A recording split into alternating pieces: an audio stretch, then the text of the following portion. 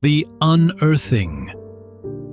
The early June sun felt like a shy handshake as I crossed the county line into Hollyridge, one of those postcard towns whose biggest scandal, the internet claimed, was a goat elected honorary mayor back in 1993. I was halfway through an iced gas station coffee and the audiobook of In Cold Blood, trying to keep my nerves steady. Real Tales, Unfold, had started as a pandemic passion project, a place where ordinary people's extraordinary moments could breathe.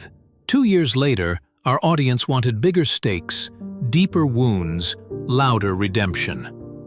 Which explained why I was here, chasing a maybe mystery about a time capsule.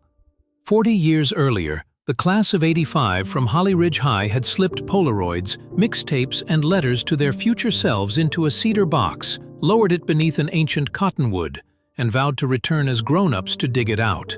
Most towns did the same thing. Most capsules surfaced to reveal kitsch. But this one, according to an anonymous email that landed in our tip inbox, would surface with answers and a body count. The cottonwood dominated the town square like a living steeple, its branches laced with ribbons in school colors, cobalt and cream. By the gazebo, volunteers unfolded metal chairs, while a brass trio rehearsed a ragtime medley. The whole scene smelled of kettle corn, fresh paint, and nostalgia. I parked beside the only food truck in sight, flippin' pancakes, and flashed my press lanyard. The owner, a bearded giant named Walter Jr., handed me a plate of cinnamon sugar minis on the house, declaring that every story needed carbs. I set up my tripod, B-roll first. Children chased bubbles past retirees comparing prescription lists. One man, bald atop, ponytail in back, carried a 20-year-old camcorder, its red record light blinking with stubborn loyalty. "Dylan McIntyre," he said when I asked his name. "Yearbook Club, forever." Nostalgia, I thought, was an adhesive stronger than superglue. The name in the air. At 11 sharp, a portable PA crackled, and Mayor Briggs, all suspenders and showbiz energy, welcomed everyone. He reminisced about the price of gas in '85 and the legendary playoff run of the Hollyridge Hawks. Laughter rippled, but I noticed a collective leaning forward when he yielded the microphone to Miriam Hart. Miriam looked like the definition of poise, silver bob, linen dress the color of champagne. "Once upon a time," she began, "we shoved our dreams into that box with the certainty that the world was waiting to applaud us. Cheers." Then her smile softened. "But one dreamer isn't here.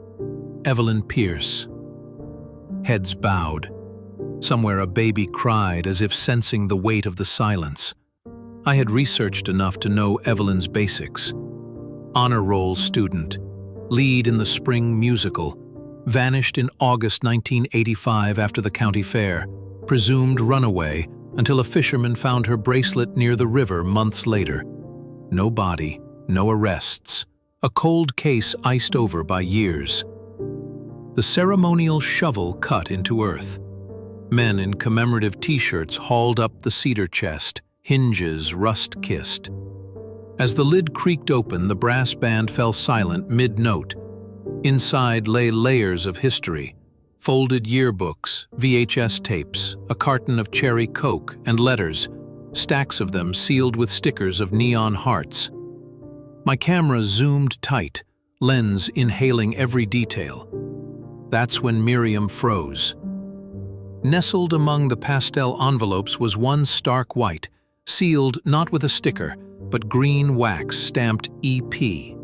She lifted it gingerly, as if it might detonate. The sheriff, large, leathery, the sort of man who said "folks" unironically, stepped forward. "Evidence," he muttered, pocketing the letter before anyone objected. The ceremony resumed, but energy leaked from the crowd like air from a pinched balloon. Laughter turned brittle, conversations hushed. My gut whispered. The real story had just been exhumed. The first suspicion. Small towns loved strangers until strangers started asking questions.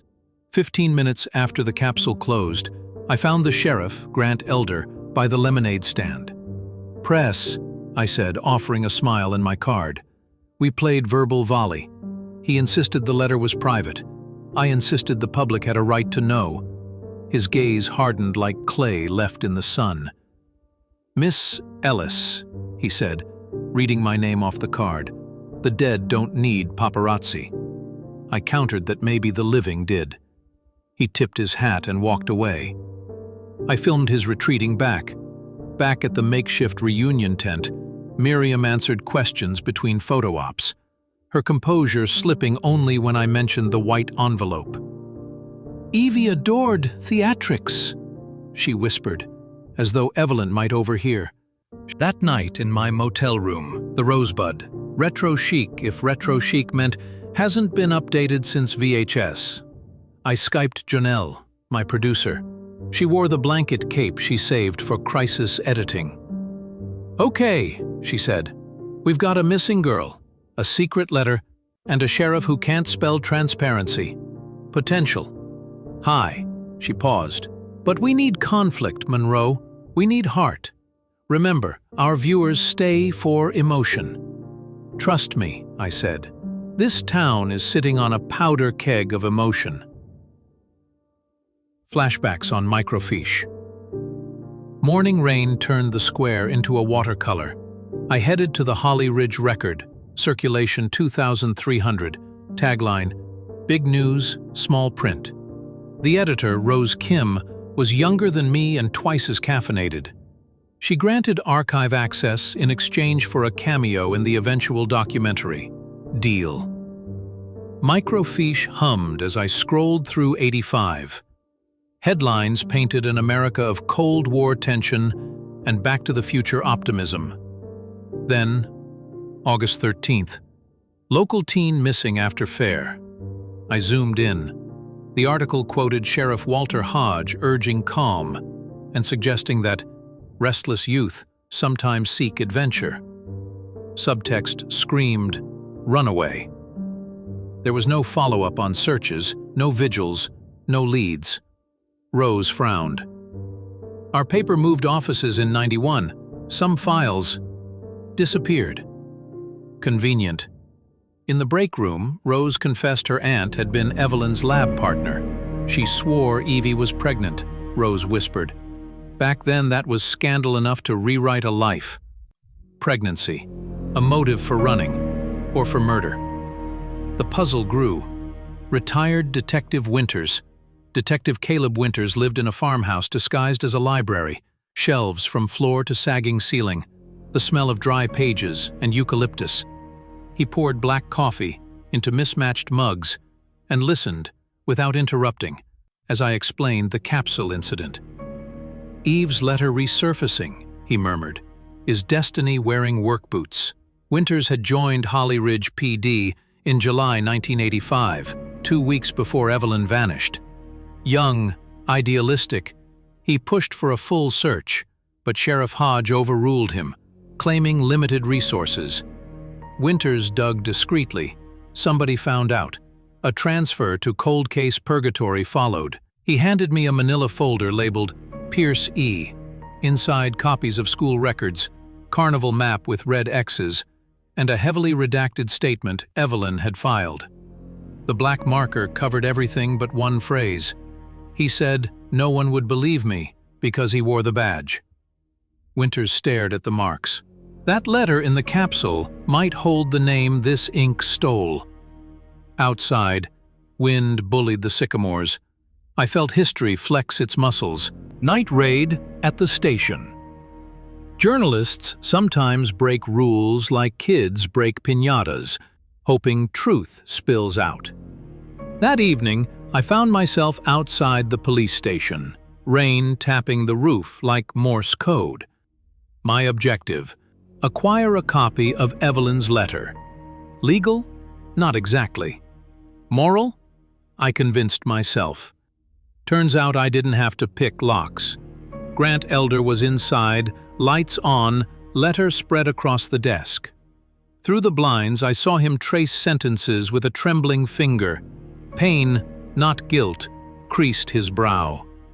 I knocked. He flinched, but opened. "You again?" "I just want to know what scares you about that paper." He sighed, motioned me in. The office smelled of damp wool and old coffee. "Hodge was my mentor," he said, sliding the letter over. "Took me fishing, taught me how to stand up to drunks. I believed in him." His shoulders slumped. "I don't anymore." Evelyn's confident script filled the page. "If this capsule opens and I am gone, find the badge numbered 142. Its owner isn't who he pretends to be. He said loving him was a crime I'd pay for with silence. Check the shooting gallery at the fairgrounds. Truth can't stay buried forever. E.P. Badge 142 belonged to Hodge," Grant murmured. He opened a drawer, produced a confession dated 2005. Hodge admitted striking Evelyn, then hiding her with help from blood. The phrase chilled me. So why keep it secret? "Statute of limitations on manslaughter passed," Grant muttered. "And I was afraid the department would crumble." He blinked, wet eyes. "But justice matters more." This wasn't the story of a corrupt sheriff lying. It was the story of an honest one wrestling fallen idols, complicated characters, our viewers' catnip. Descent into the funhouse. The fairgrounds by day resembled a rusted skeleton. By night, under our flashlights, it looked like purgatory. Winters joined us, shovel slung over his shoulder, grave digger chic. Grant carried crime scene kits. I lugged equipment, praying no nails punctured my sneakers. Evelyn's clue pointed to the abandoned shooting gallery beside the funhouse. We pried plywood off a back wall. A crawl space, narrow as a coffin, yawned before us. 10 minutes scraping earth produced a small lockbox, corroded but intact. Inside, badge 142, tarnished. A denim jacket, blood-stained, embroidered E.P. A diary the size of my palm, wrapped in wax paper. A stainless steel medical bracelet inscribed Baby Lawson 061585. The date, June 15th, 6 weeks before graduation. Pregnancy rumor. Eve's voice returns. At the motel, I transcribed Evelyn's miniature diary.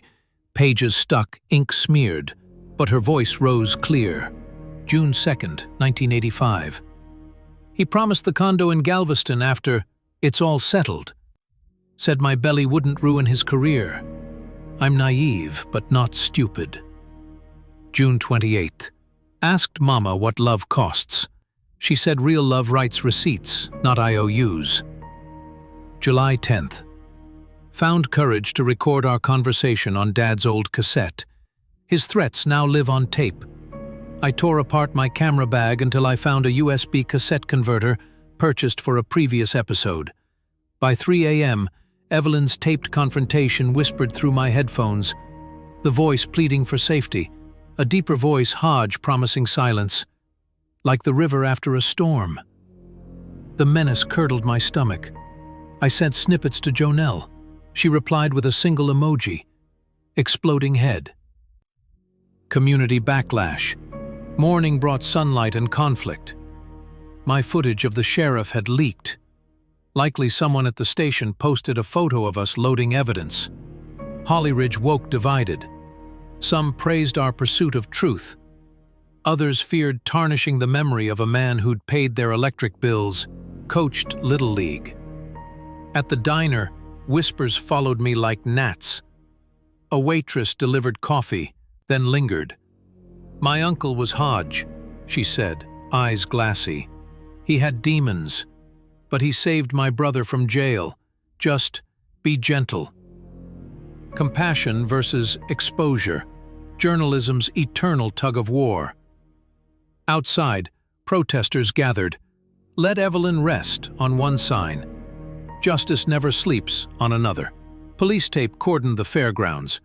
The State Bureau of Investigation arrived within hours, their presence silencing the square.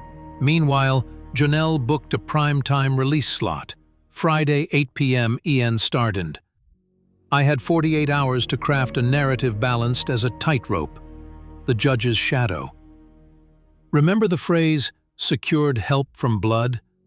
Background checks revealed Judge Marcus Hodge, Walter's older brother, presided over the county in '85. He signed adoption records months after Evelyn's disappearance. Unsealed by court order, they indicated baby girl Pierce placed with Lawson family, Cedar Rapids, Iowa. Grant, Winters, and I drove to Judge Hodge's mansion on Willow Creek Road. Age had carved the man into brittle stone. We anticipated denial. What we received was a chess game. "Gentlemen, Ms. Ellis," he greeted, voice as crisp as pressed linen. "You come about Walter's indiscretions." "Evelyn Pierce," I said. He inhaled through his nose. "Walter loved recklessly. I loved the law. Occasionally, the two conflicted." He poured tea none of us touched. His story spilled. Evelyn threatened. "Church orphanage downstate," Marcus said, as if discussing tax codes. "Walter planned to claim paternity once he divorced his wife. Cowardice stopped him." I filmed every word. The judge knit skeletal fingers. "I'm 82. What will prison accomplish?" "Maybe," I said, "mercy for the dead." He swallowed. First sign of humanity. The child, now grown. Using adoption network contacts, I located Grace Lawson, elementary school art teacher. Phone trembling, I called. She didn't hang up. Instead, she listened, voice fraying like paper edges. "I always believed I was adopted for a reason," she said. "Not a mistake, a reason. Tell me about my mother." I flew Grace to Hollyridge. On the plane, she drew sketches of what she imagined Evelyn looked like. Soft curls, dimpled smile she'd inherited. At baggage claim, she hugged me as if we'd known each other for years. When Grace stepped into town square, citizens froze, seeing a ghost. Miriam approached first, tears sprouting. Grace recorded voice memos. "Mom, I'm here. I hear you." I filmed quietly, intruding yet witness. Bones, confessions, and viral truth. State forensics spent 3 days excavating. Beneath our disturbed hole lay a deeper grave. Skeletal remains, braided hair still threaded with graduation ribbons. DNA confirmed Evelyn. Badge 142 rusted under her ribs, a grotesque calling card. Governor's press conference, national headlines. Our channel's subscriber counter flipped like a slot machine. 50K, 100K, 300K. Janelle texted, "Take a breath." But I inhaled grief instead. Grant Elder resigned on live TV, accepting responsibility for inaction. The town council appointed Captain Yara Singh, first woman of color to lead the department. Progress birthed by tragedy. Judge Hodge was arrested for conspiracy, evidence tampering, and unlawful adoption practices. Cameras flashed as he was led away, handcuffs clanging like guilty bells. I released part 1 of our documentary. In 48 hours, it hit 4.2 million views. Comment sections toggled between outrage, empathy, and debates over systemic power. Evelyn's diary entries, narrated by a voice actor, haunted viewers. Merch companies asked about t-shirts. We declined. Some stories shouldn't be monetized like that. Letters to the future. Grace and I visited the high school auditorium where Evelyn had sung "Tomorrow" from Annie. Stage dust motes danced in late-day sun. Grace read aloud a letter to her future self she found among the capsule items. "Dear me at 40. If life feels heavy," scholarship and song. Miriam spearheaded the Evelyn Pierce Journalism Scholarship. Local businesses donated, the governor matched funds, and our viewers added the rest. At the launch event, Grace sang "Somewhere Over the Rainbow," voice quivering but pure. Winters, dressed in his old uniform, saluted Evelyn's newly polished grave. Kids chalked messages on the square. Truth blooms. The cottonwood's branches held paper cranes. The last cassette. One piece remained. The cassette Evelyn used to record Hodge.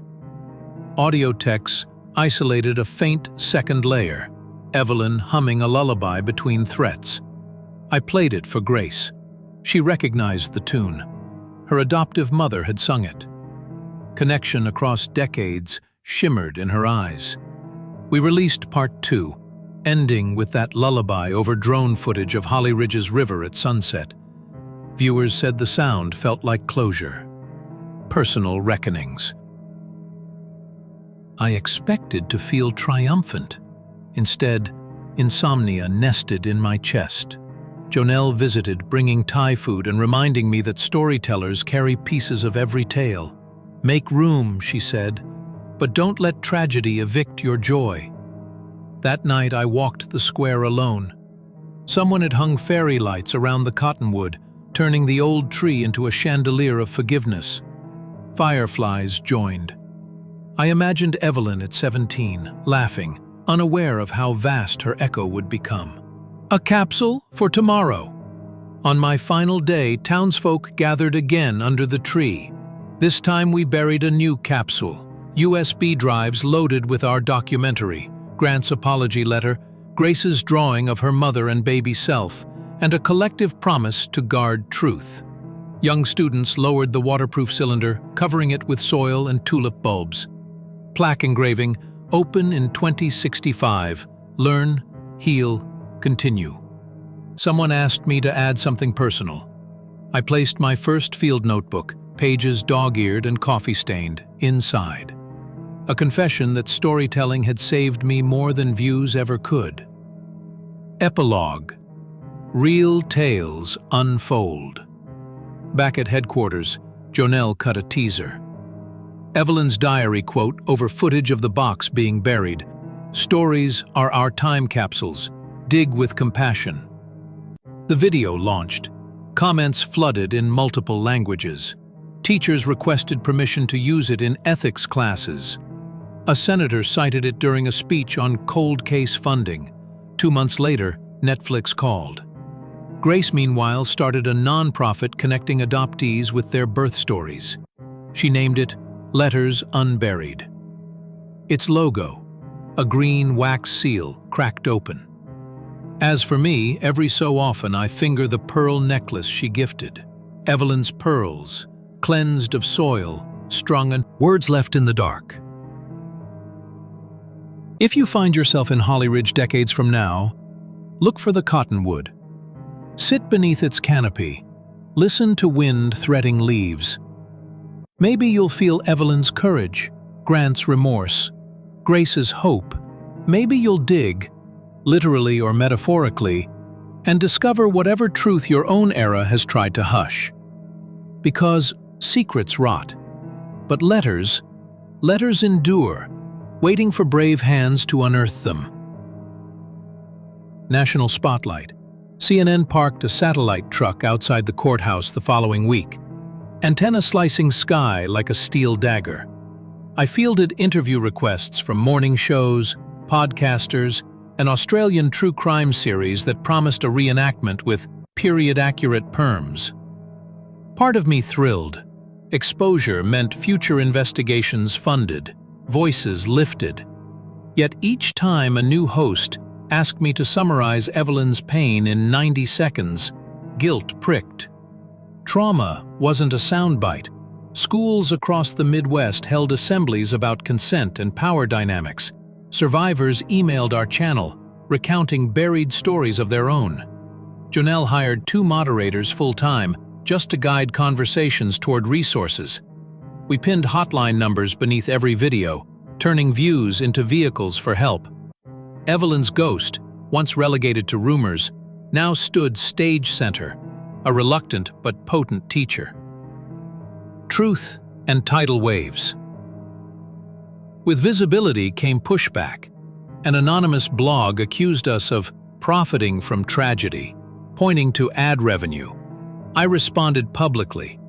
All income from Evelyn's episodes would funnel into the scholarship. The blog's author, unmasked as a local radio personality tied to Judge Hodges' donors, deleted her site. But the episode forced me to audit motives. Was I chasing justice or validation? I called my dad, a retired pastor, to confess the swirling doubts. He reminded me of Micah 6:8, "Do justly, love mercy, walk humbly." Balance restored, I kept walking. Late night call. 3 months in, at 2:17 a.m., the motel phone rang. It was Grant Elder. "Grace's house was egged," he said. "She's shaken." An undercurrent of shame threaded his voice. "I failed to protect Evelyn. I won't fail her daughter." We met outside Grace's rental, scrubbed yolk from siding while cicadas pulsed. Grace appeared on the porch, wrapped in a quilt patterned with sunflowers, her favorite because they chase light. She asked why hate persists, even after truth. I quoted Langston Hughes.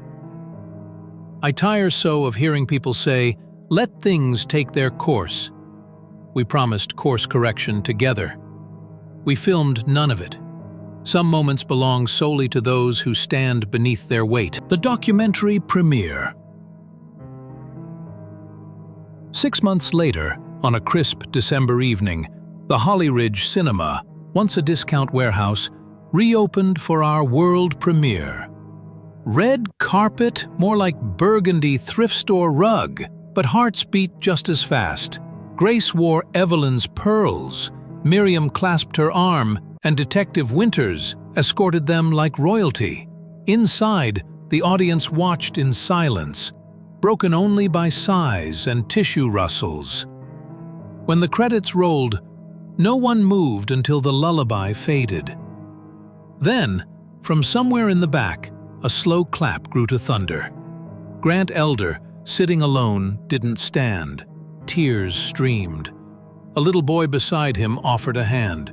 Redemption often begins in moments children hardly understand. Outside, snow fell in cautious flakes. Grace tipped her head back, catching one on her tongue. "First snow I've ever tasted," she laughed. "Sweet." I captured the shot, truth meeting wonder. Legacy. A year after the capsule's unearthing, population signs entering Hollyridge changed. 6,102 souls, plus 1 phoenix. The town launched an annual festival, Letters Day, encouraging residents to write to future selves and seal messages in community vaults. But the focus was forward-facing, promises to cultivate equity, accountability panels featuring teenagers grilling officials, art installations celebrating whistleblowers, tourism brochures highlighted not the scandal but the transformation, where buried letters bloom into living change. Grace moved to Hollyridge permanently, teaching art in the very school her mother once roamed. Her classroom walls bore murals of caterpillars becoming butterflies, metamorphosis as curriculum. She founded a student journalism club named the 142, reclaiming the badge number that once silenced. Their first investigative piece? Exposing outdated textbooks riddled with bias, prompting district-wide updates.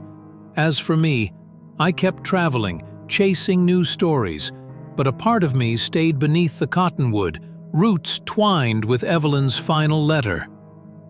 Each time I powered on my camera, I whispered a quiet promise to her. Dig with compassion.